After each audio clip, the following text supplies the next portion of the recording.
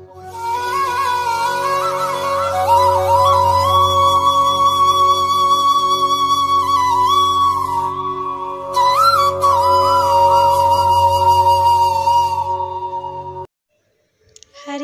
कृष्णा। आज की हम शुरुआत करते हैं भगवत गीता श्लोक संख्या 7 और 8 से।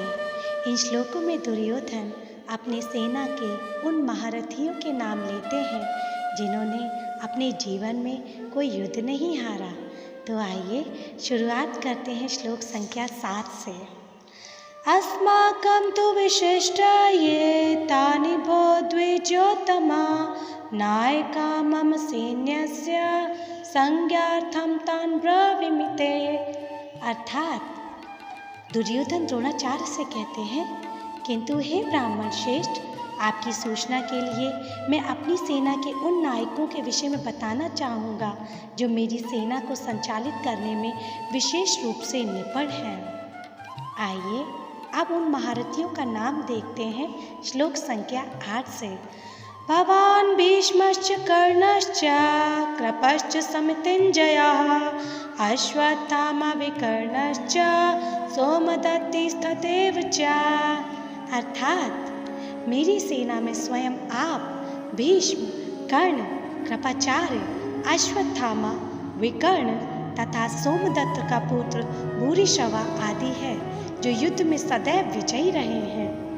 तात्पर्य, दुर्योधन उन महावीरों के नाम लेते हैं जो सदैव विजयी रहते हैं। विकर्ण दुर्योधन का भाई है, अश्वत्थामा द्रोणाचार्य का पुत्र है और सोमदत्ती या भूरिश्रवा बाह्लिकों के राजा के पुत्र हैं।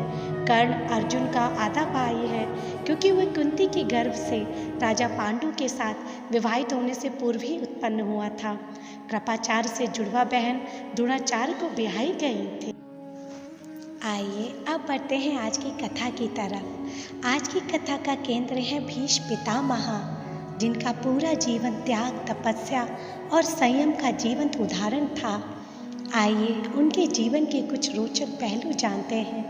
हमारे जो शास्त्र हैं उनमें हमें पूर्ण ज्ञान मिलता है। कोई घटना कब, कैसे, क्यों घटी उसका पूरा इतिहास मिलता है, जो इस लोक का ही इतिहास नहीं बताता बल्कि परलोक के छुपे रहस्य और घटनाओं पर भी प्रकाश डालता है। आइए हस्तिनापुर का इतिहास जानते हैं, जो कि शुरुआत होता है ब्रह्मा जी से। ब्रह्मा जी से आए विवस्वत मनु, विवस्वत मनु से शुरुआत होती है सूर्यवंश की। फिर आए सुद्युम्न, सुद्युम्न से शुरुआत होती है चंद्रवंश की। चंद्रवंश में कई महान राजा आए, जैसे राजा भरत, ययाति, उनके पुत्र पुरु, दिलीप, दिलीप के पुत्र हुए प्रतीप, प्रतीप के पुत्र हुए शांतनु और शांतनु के पुत्र हुए भीष्म पितामह। आइए जानते हैं क्यों गंगा जी भीष्म पितामह को डुबोना चाहती थी। एक बार की बात है, महाभीषक नाम के राजा बहुत पुण्य करने के बाद स्वर्ग को पहुँचे। एक समय वहाँ एक यज्ञ हुआ। उस यज्ञ में ऊंचे ऊंचे लोकों से कई देवी देवताएं आए, जिसमें ब्रह्मा जी भी आए, वहाँ गंगा जी भी आई। फिर अचानक से एक हवा की झोंके से गंगा जी के कपड़े बिखर से गए, जिससे सभी देवताओं ने अपनी नज़रें झुका लीं। पर महाभीषक उन्हें टकटकी लगाकर देखते रहे और गंगा जी भी उन्हें देखती रही। पर ब्रह्मा जी को ये बात अच्छी ना लगी और उन्होंने महाभीषक को श्राप दिया कि जाओ तुम पृथ्वी लोक पर जन्म लोगे। पर चूँकि महाभीषक ने बहुत ही पुण्य कर्म किए थे, तो ब्रह्मा जी ने उन्हें कहा कि तुम अपने मन मुताबिक परिवार और कुल का चुनाव कर सकते हो। तब महाभीषक ने चंद्रवंश में पैदा होना स्वीकार किया और वो प्रतीक के पुत्र शांतनु बनकर पैदा हुए। उसी कुल में भीष्म का जन्म हुआ। भीष्म का जन्म कैसे हुआ वो हम जानेंगे आने वाले श्लोकों में।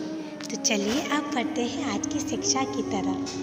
दुर्योधन बहुत शक्तिशाली था, फिर भी वो इस युद्ध को जीतने के लिए अपनी शक्ति पर ही नहीं औरों की शक्ति पर भी निर्भर था। इस संसार की रचना इस प्रकार हुई है कि यहाँ कोई ना कोई किसी पर निर्भर है, चाहे वो देश का प्रधानमंत्री ही क्यों ना हो। व्यक्ति को कभी ये नहीं सोचना चाहिए कि वो अकेले ही सब कुछ कर सकता है। इसलिए व्यक्ति को हमेशा हर एक व्यक्ति के प्रति विनम्रता का भाव रखना चाहिए। इस जीवन के सफ़र को चलाने में बहुत लोगों का योगदान होता है, हमें ये कभी नहीं भूलना चाहिए। दुर्योधन से हम ये भी सीखते हैं कि एक राजनेता के कैसे लक्षण होते हैं। एक राजनेता हमेशा अपने लोगों का मनोबल बढ़ाता है। वो नकारात्मक स्थिति में भी सकारात्मक सोच रखता है।